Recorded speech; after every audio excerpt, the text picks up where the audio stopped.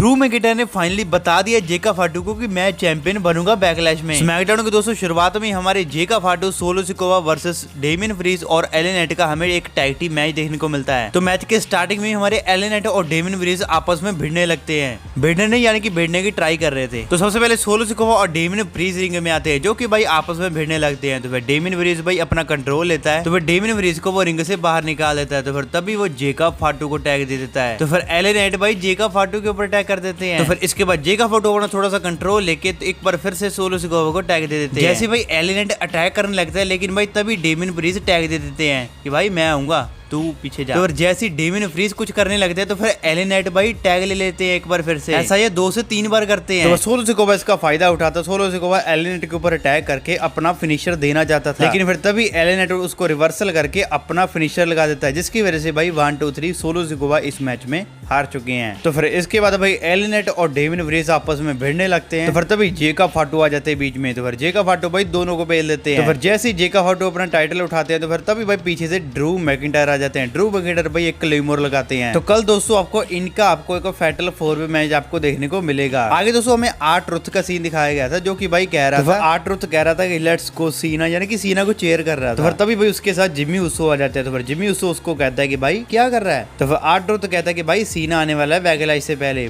तुझे पता है कि वो मेरा चाइल्डहुड हीरो है, तो ऐसा लगता है कि तू उसे जलता है। तो फिर वहां से भाई जिम्मी उसो निकल जाता है। तो फिर तभी इसके बाद एक बार फिर से हमें एक टैग टीम मैच देखने को मिलता है, बट इसमें जेलिना वेगा का कोई पार्टनर नहीं था। तो फिर तभी अहम वक्त पे भाई जेलिना वेगा के साथ हमारी एलेक्सा ब्लिस का रिटर्न हो जाता है। फाइनली भाई एलिमिनेशन चैंबर के बाद एलेक्सा ब्लिस का भी रिटर्न हो चुका है स्मैकडाउन में। तो फिर मैच स्टार्ट होता है, जो भाई मोटी आंटी और भाई जेलिना वेगा आपस में भिड़ने लगते हैं। तो फिर तभी भाई जेलिना वेगा की वो हालत भाई खराब कर देती है। जेलिना वेगा भाई कुछ भी नहीं कर पाती। तो फिर चलती ग्रीन को टैग मिलता है, तो फिर वो पेलती है। तो फिर उसके बाद एक बार फिर से मोटी आंटी आती है, वो पेलती है एक बार फिर से जेलिना वेगा को। तो फिर उसके बाद कैसे ना कैसे करके जेलिना वेगा उसको एक अपनी डिलीटी देती है। तो फिर फाइनली एलेक्सा ब्लिस को टैग मिल जाता है। फिर मोटी आंटी भी साथ में चेल्सी ग्रीन को टैग दे देती है। तो फिर एलेक्सा ब्लिस भाई बिल्कुल फॉर्म में थी, वो भाई चेल्सी ग्रीन को काफी बेलती है। तो फिर एलेक्सा ब्लिस भाई अपना फिनिशर देके इस मैच को खत्म करना चाहती थी, लेकिन भाई तभी वहां पे मोटी आंटी आ जाती है और इस मैच को बचा लेती है। तो फिर तभी लास्ट में एलेक्सा ब्लिस भाई ब्रे वाइट की याद दिलाते हुए, यानी कि भाई वही मूव फिनिशर लगाती है, जिसकी वजह से भाई चेल्सी ग्रीन हार जाती है और इस मैच में भाई एलेक्सा ब्लिस और जेलिना वेगा जीत चुकी है। तो आगे दोस्तों एक कमाल की हमें गाड़ी देखने को मिलती है बैक स्टेज में, XUV थी मेरे हिसाब से। तो फिर जहां से भाई बाहर निकलती है हमारी शार्लेट फ्लेयर। तो फिर तभी शार्लेट फ्लेयर का म्यूजिक हिट हो जाता है। तो फिर शार्लेट फ्लेयर भाई रिंग में आती है। तो फिर वो कहती है कि मैं ग्रेटेस्ट ऑफ ऑल टाइम हूँ, मैं सबसे बेस्ट हूँ। तो फिर वो टिफनी की फोटो दिखा के कहती है कि ये देखो, टिफनी ने बिल्कुल भी इंजॉय नहीं किया था अपना रेसलमेनिया मूवमेंट, मैंने अपना मूवमेंट पल पल पे इंजॉय किया। मैं गोट हूँ, मैं ग्रेटेस्ट ऑफ ऑल टाइम हूँ, मैं सबसे बेस्ट हूँ, मैंने रेसलमेनिया का सबसे ग्रेटेस्ट मैच डिलीवर किया। तो फिर वो ऑडियंस को कहने लगती है कि आप ऐसा क्यों कर रहे हो, आप मुझे हेट क्यों कर रहे हो, मैं आपको आखिरी बार मौका दे रही हूँ, अगर आप ऐसा करोगे तो मैं यहाँ पर कभी भी नहीं आऊंगी। तो फिर ऑडियंस को भाई कोई फर्क नहीं पड़ता, वो भाई वहां से निकल जाती है। तो जैसे वो रिंग से बाहर निकल जाते हैं तो फिर तभी भाई वहां पे जेड कारगिल की एंट्री हो जाती है, जो कि भाई काफी मस्त थी मेरे हिसाब से। तो फिर जेड कारगिल रिंग में जाते कहती है, रुको शार्लेट,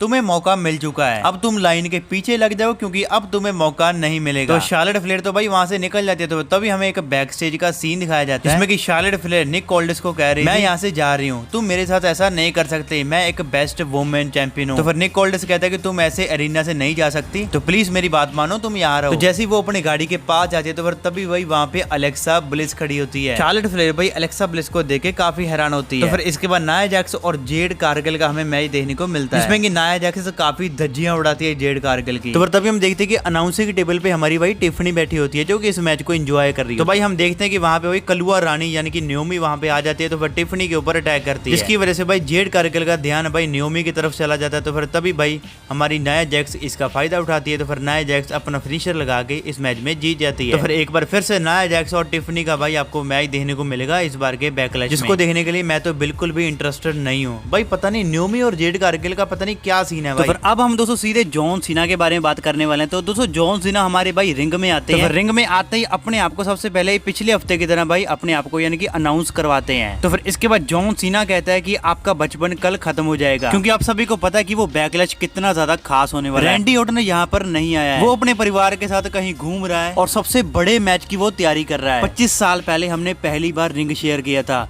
तब से लेकर अब तक हमने 100 बार रिंग शेयर किया है और 31 वर्ल्ड चैंपियन है हमारे बीच में। तो तुम्हारी उम्र अगर 12 से 55 के बीच में है तो या तो तुम रैंडी ऑर्टन के फैन हो या फिर जॉन सीना के। लेकिन कल हमारा आखिरी मैच होने वाला है, कल तुम्हारा बचपन बिल्कुल खत्म हो जाएगा। चिंता मत करो, अगर तुम्हारी उम्र 3 से 11 के बीच में है तुम्हारा भी बचपन खत्म हो जाएगा। देखो मैं तुम्हें सिंपल टर्म में समझाता हूँ। Hustle, loyalty, respect. Hustle, Randy Orton ने ये जॉब अपने परिवार की वजह से पाई। उसने कभी भी कोई फेलियर या फिर कोई भी गलती का हिसाब नहीं दिया है। उसने अपने स्टारडम का इस्तेमाल किया है ताकि उसे कोई रिस्पॉन्सिबिलिटी उठानी ना पड़े। रैंडी ऑर्टन महान है अपने पोटेंशियल को खत्म करने के लिए। बट मैं हूँ ग्रेटेस्ट ऑफ ऑल टाइम, क्योंकि मैं हूँ हसल। इसके बाद लॉयल्टी। लॉयल्टी का मतलब होता है कि तुम दूसरे ऊपर अपना भरोसा कर सको। और तुम ये रैंडी ऑर्टन के ऊपर भरोसा कर रहे हो कि वो मुझसे ये टाइटल छीन लेगा। मैं हूँ ग्रेटेस्ट ऑफ ऑल टाइम क्योंकि मैं लॉयल्टी हूँ। और रिस्पेक्ट, वो अपने आप को लेजेंड किलर मानता है, वो बेकार है। मैं हूँ महान, मैं हूँ ग्रेटेस्ट ऑफ ऑल टाइम क्योंकि मैं रिस्पेक्ट हूँ। मैं हूँ असली चैंपियन और तुम ये असली चैंपियन का चेहरा भी देख रहे हो। तभी पीछे से कोई आता है और भाई जॉन सीना को आरकेओ देने लगता है। तो तभी भाई जॉन सीना अपना कमाल का ए फिनिशर लगा देते हैं। जैसे भाई वो अपना एक बार फिर से टाइटल रेस करते हैं, लेकिन भाई तभी पीछे से रियल वाले रैंडी ऑर्टन आ जाते हैं। तो रैंडी ऑर्टन भाई ये कमाल का आरकेओ लगा देते हैं और ये तीसरा आरकेओ होता है भाई लगातार। इसके बाद भाई आज की स्मैकडाउन भाई खत्म हो चुकी थी।